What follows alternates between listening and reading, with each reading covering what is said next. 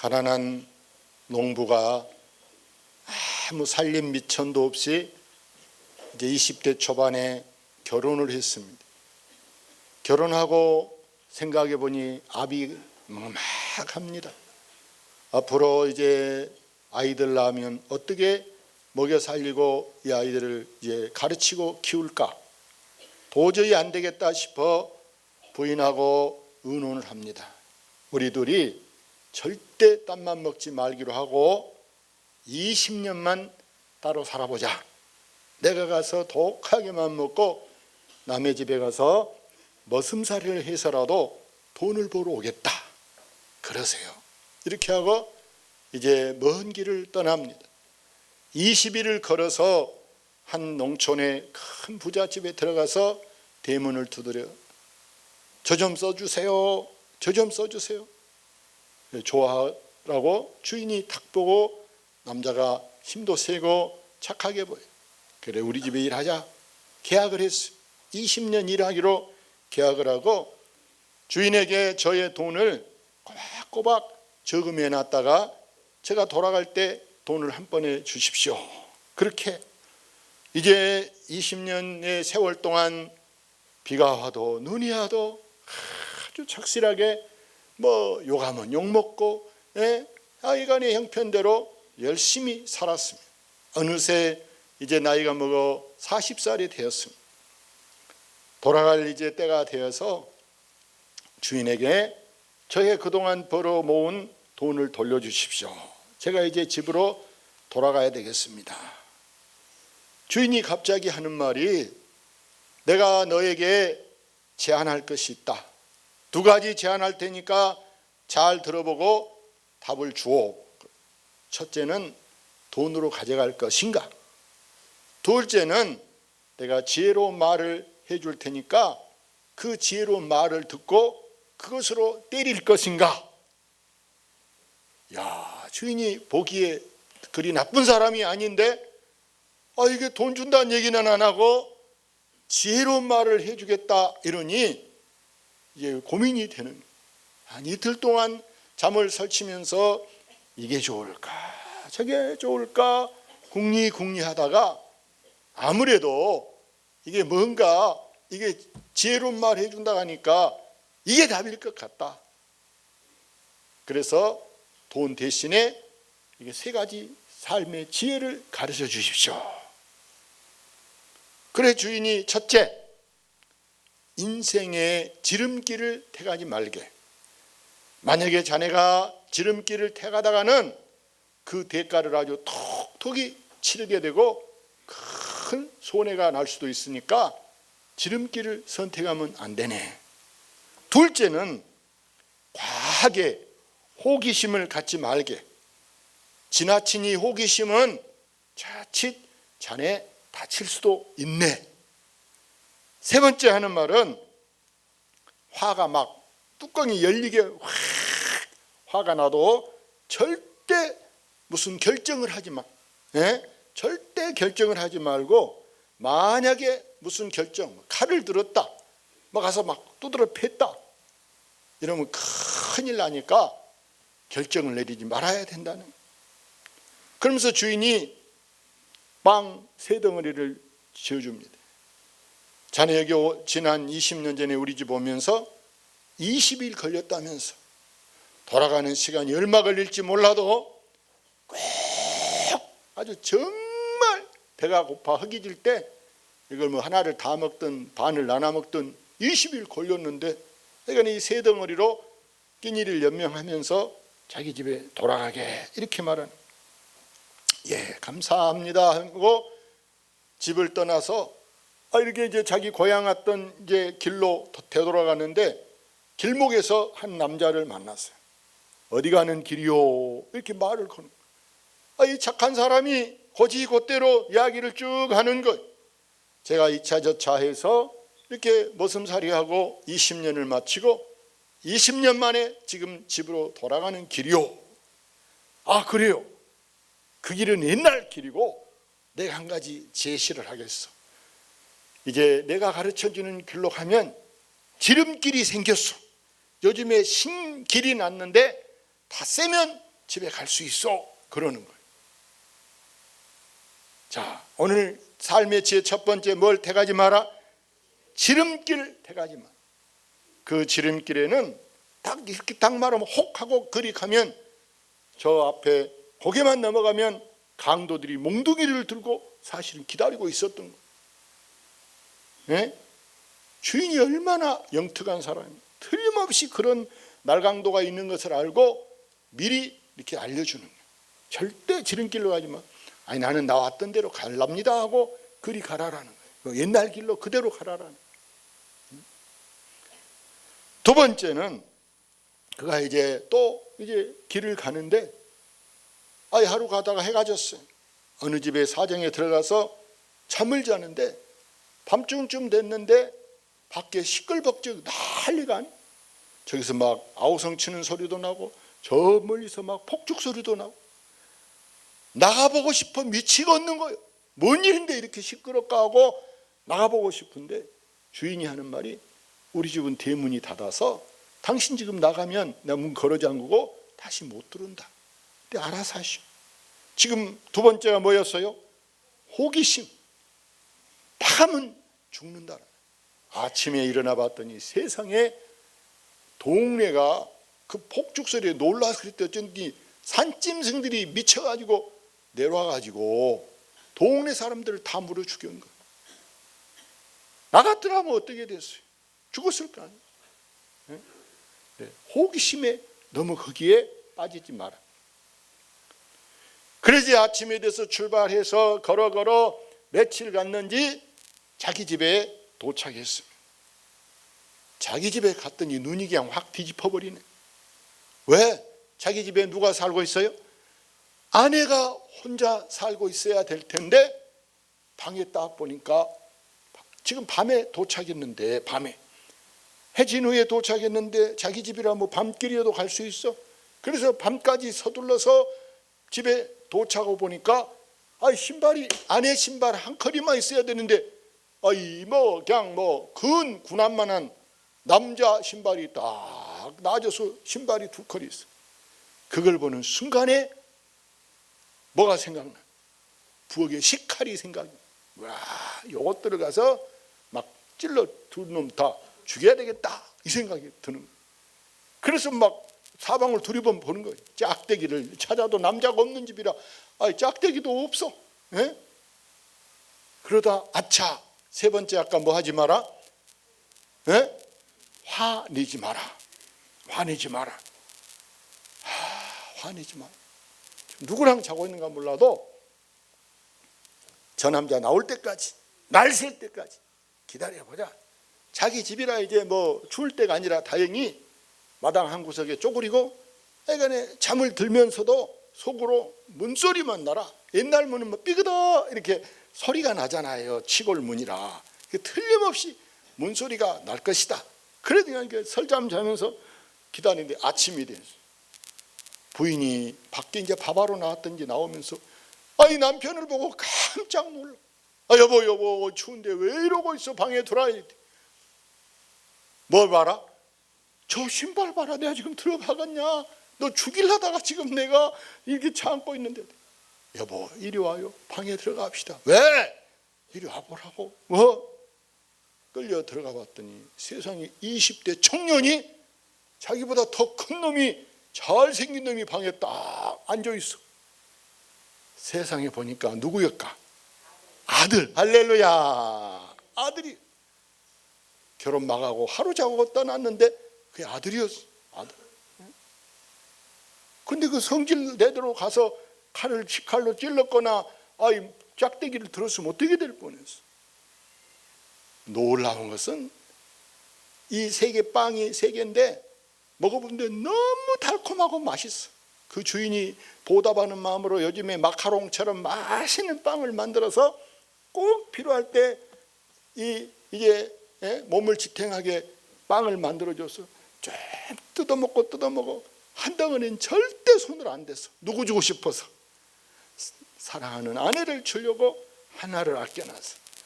여보 이 빵은 우리 주인이 나한테 만들어줬는데 이래 내가 여기 올 동안 2개만 먹고 당신 주려고 이건 꼭 아꼈던 것이요. 이제 우리 아들하고 선이 먹읍시다 하고 이 빵을 찢었어. 세상에, 빵을 찢어보니까 속에가 20년 살았던 보상 수표가 들었어. 할렐루야. 수표가 거기 들었어. 사랑하는 여러분, 오늘 우리는 이 말씀에서 무엇을 의미하고 있는가가 중요합니다.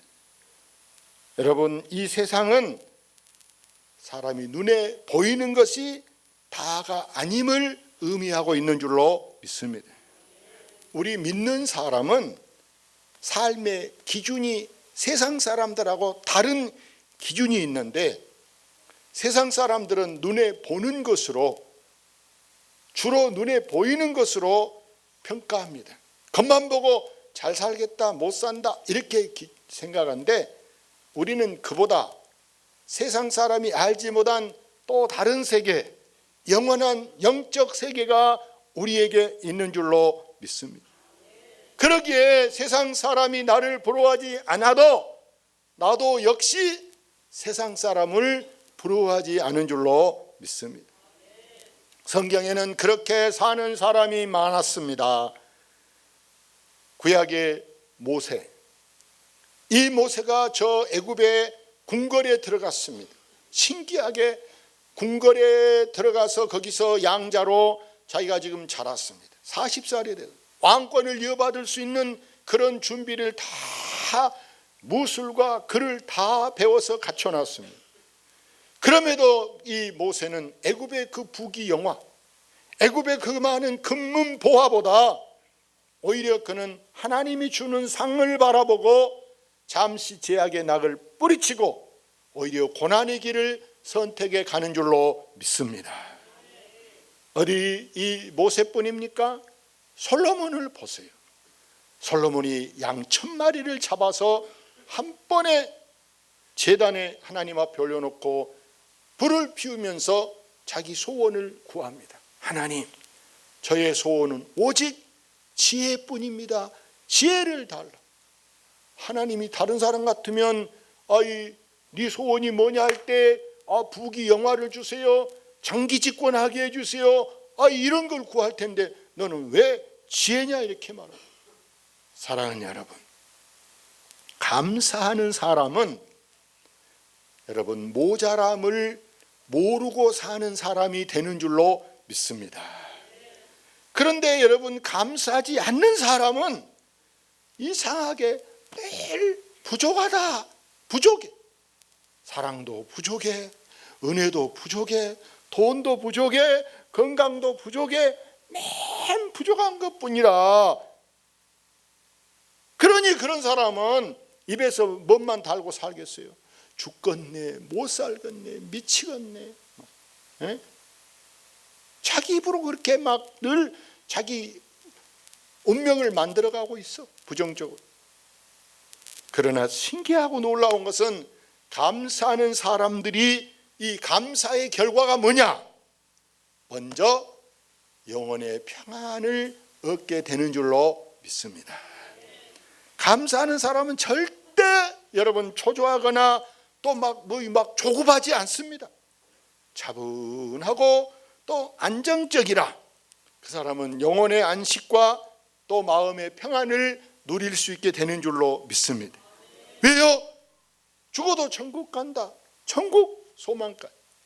제가 보니까 여러분 이렇게 지켜볼 때 작년에는 제가 불안합니까? 올해 제가 막 불안합니까? 저라고 망고 땡이 아니요. 저희 집에도 아픈 아내가 있고 작년에는 또 딸도 아팠고 어려움이 없는 게 아니야. 나도 복잡한 일이라고 그에 없겠습니까? 있어도 내가 영혼이 평안하니까 다 누구에게 맡겨요? 하나님께 맡긴 줄로 믿습니다. 안심해. 나는 마음이 넉넉하게 여유롭게 생각. 할렐루야. 그래서 이렇게 감사하면 영혼만 잘 되냐? 하나님은 물질의 복을 주신 줄로 믿습니다.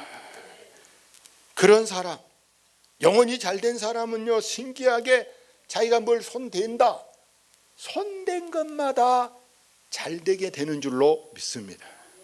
땅을 사도 손해 안 보게 될 것이고 집을 사도 아파트를 사도 1년 있다 넘겨도 손에 안 보게 하는 것이 잘 되는 사람이 하는 일인 줄로 믿습니다. 그 대표적인 사람이 바로 누구냐? 오늘 성경을 쓴 다윗이라는 사람.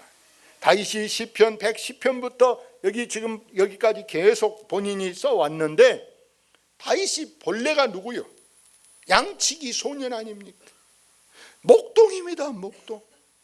그는 들에서 양을 혼자 다 형님들이 야 내 것까지 봐.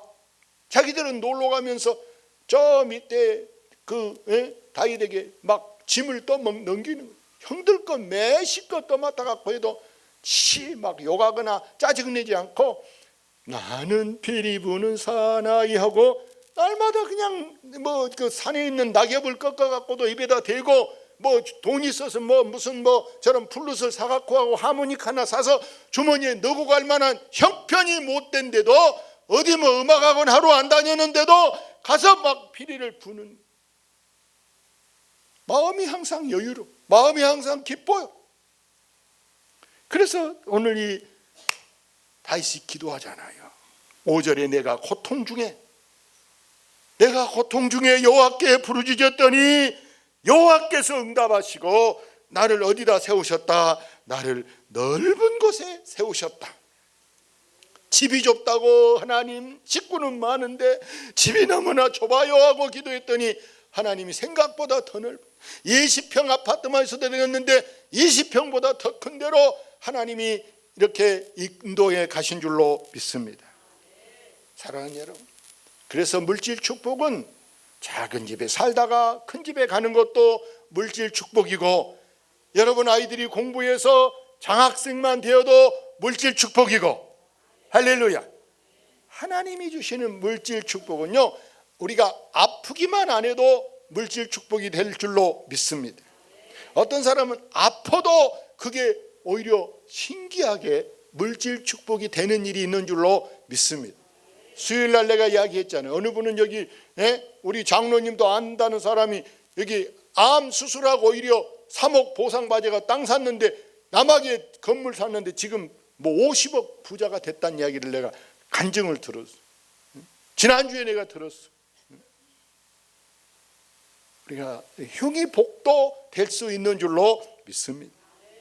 그래서 감사하는 사람은 특별히 여러분 말년에 복을 받은 줄로 믿습니다.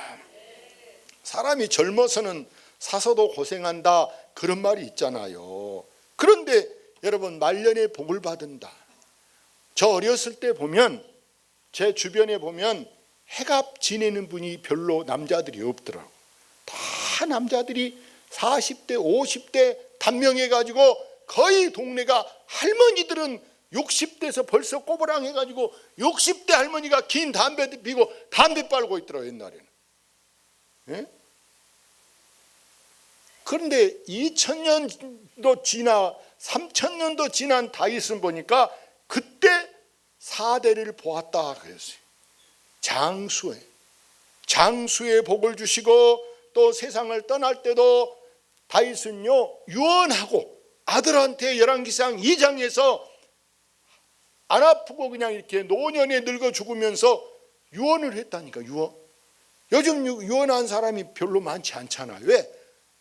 요양병원에 누워있다가 말 한마디 못하고 가버려. 말 한마디. 그런데 다윗은 그냥 정확하게 유언을 할 수가 있었고, 사랑하는 여러분, 그래서 이 다윗의 집은 그 자손이 복을 받은 줄로 믿습니다. 열왕기상 11장 36절에 보니까 다윗에게 하나님이 말씀을 주시면서 너희 집에 등불이 꺼지지 않게 하겠다, 이렇게 말씀해요. 등불이 꺼지지 않겠다. 여러분 집안에도 등불이 점점 희미해지지 않도록, 할렐루야. 우리 애가집은 나 어렸을 때 불이 얼마나 이 호롱불이 작으면은, 우리 어머니한테 죄송하지만 엉곳내 불이라 그랬어. 이 말은 불 작은 집으로 유명하게, 불 크게 켜면 기름이 많이 들어가잖아. 그러니까 기름을 아주 아끼려고 불을 조그맣게 써놨어. 조그맣게. 예? 근데 하나님이 지금 우리가 불을 밝게 쓸 수 있는 것이 뭐냐? 하나님이 축복하심인 줄로 믿습니다. 이스라엘 역사에 다른 집안들은요, 왕조가 금방 막 바뀌어졌어. 예? 왜? 한 집안에서 장기 집권을 못한 거예요. 다른 사람이 침략이 오고 쳐들어와서 막 정권을 뺏어 가버리는. 그런데 다윗의 집은 보니까 다윗 수돈들이 저 바벨론 침략 때까지 계속 왕통을 이어가고, 그 다윗의 후손 중에 여러분 보세요. 결국에 누가 태어났냐? 예수님이 태어나게 되는 줄로 믿습니다. 사랑하는 여러분, 우리도 하나님을 감동시키는 여러분 되시기를 바랍니다. 하나님이 볼 때 아이고 저렇게 어젯밤에 지금 잠도 제대로 어디 갔다 오고 일하고 피곤한데 아이고 교회 안 다니고 잠자야 되는데 저래 갖고 교회 와서 저렇게 몸이 아픈데 저 몸으로 교회 왔을까? 아이고 저렇게 어려운데 저런 처지에 저렇게 헌금을 바쳤을까? 저러면서 교회를 봉사할까? 여러분, 하나님이 나를 보고 짠하다, 아이고 불쌍하다, 이렇게 하나님을 여러분이 감동시키시면 하나님이 절대 여러분 그냥 두지 않은 줄로 믿습니다. 그래서 오늘 여기 성경 6절에 보니까 여호와는 누구 편이라? 여호와는 내 편이라.